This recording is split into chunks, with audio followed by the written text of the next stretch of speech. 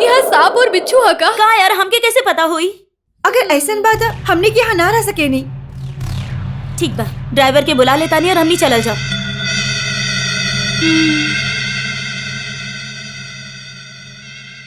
हमार फोन में नेटवर्क नहीं खे, तहार फोन में बाका? हमार फोन में भी सिग्नल नहीं खे। और तो हाँ, हमारे फोन में भी सिग्नल नहीं थे।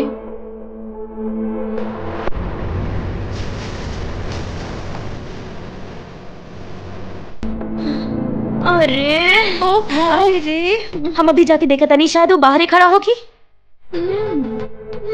चलो चलो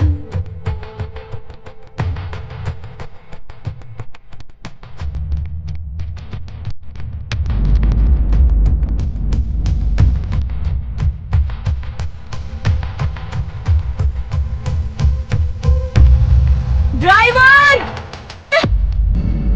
ड्राइवर! नो तो चल गई यार। अब हम क्या करें? का कर सके नहीं, 3 दिन वेट करे के हुई। ओफो, ओहो, चलो चलो अंदर चलो जाओ। चलो हाँ चलो। हाँ चलो अंदर चलल जाए। अब यहाँ आ ही गए नहीं तो अपन पसंद के खाना खायल जाए, लेकिन बीच में घूमे ना जाए। चलो।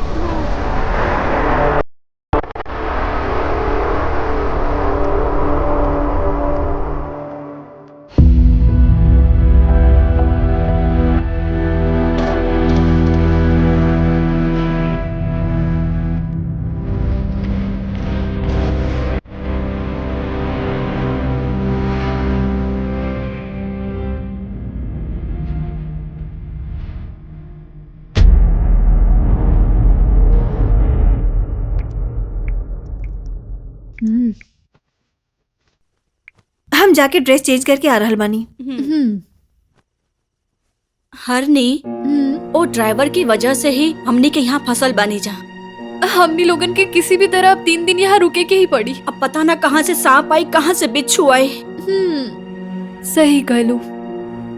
ठीक बा, तू यहाँ सो जा, हम श्रुति के रूम में जाके सो जाता नहीं। Good night. Good night.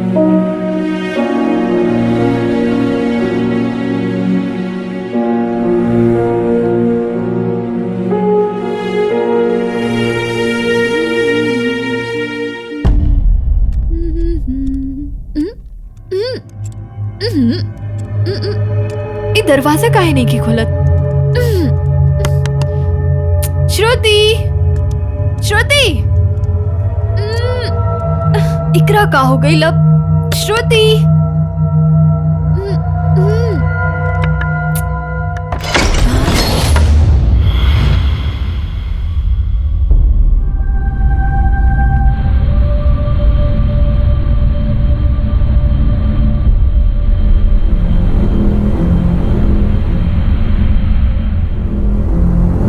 श्रुति, ऐसे काहे खड़ा हो तू?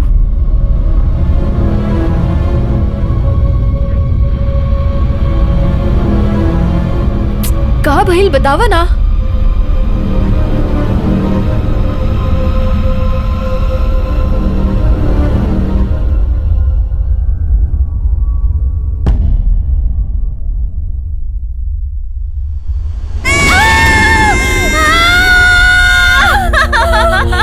डर गईलू ना, देखा?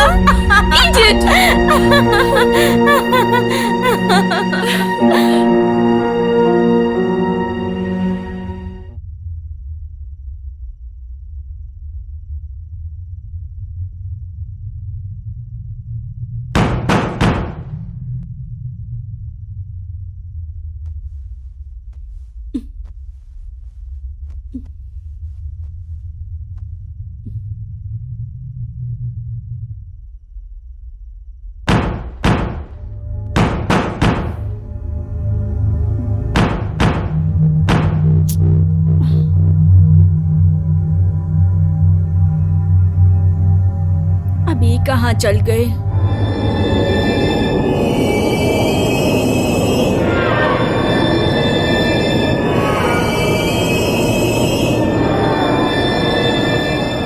रम्या,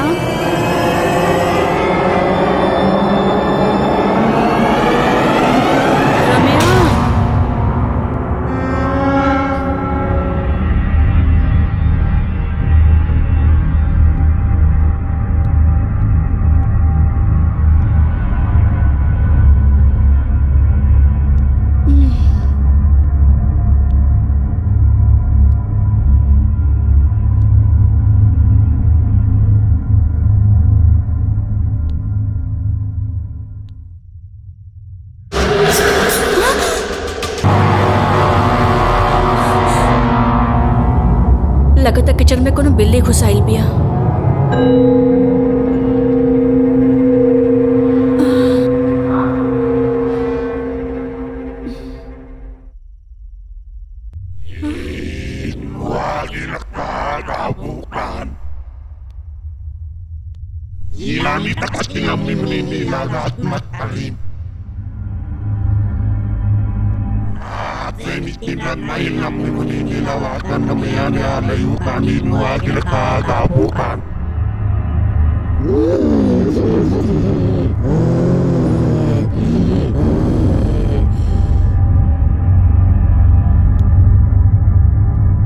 रम्या, रम्या, रम्या,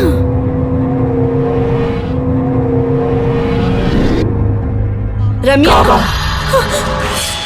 तू यहाँ काहे आयल बाड़ू? चल जा यहाँ से।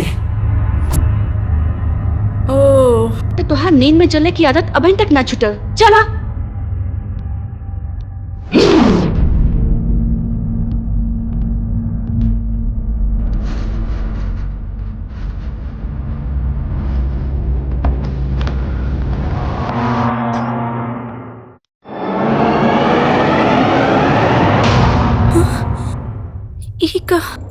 ये तब हॉल में रहल, हमसे पहले इजा कैसे आ गए?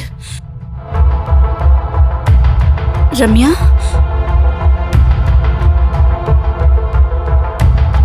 रम्या, रम्या उठा ना। का भाई? तू अभी अभी बाहर हॉल में रहलू ना? ना, हम बाथरूम गए रही, हम अभी अभी आके सुतनी है। डिस्टर्ब मत करा, हमरा के नींद आ रहल बा। अगर ई यहाँ बा तो फिर हॉल में के रहा? ओह नो, नो, सच में ही कुछ बा। हमके कुछ समझ नहीं के आवत।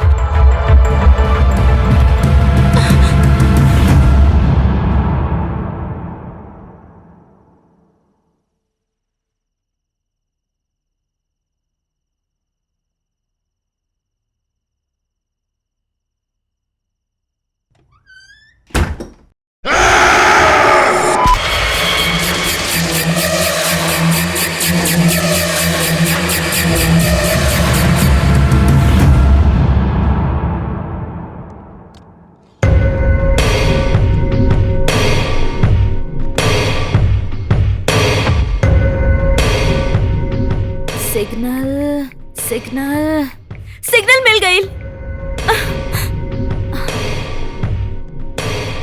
चलो फोन उठावा, फोन उठावा। कम ऑन, फोन उठावा ना। शा, फोन काहे ना उठावता ही?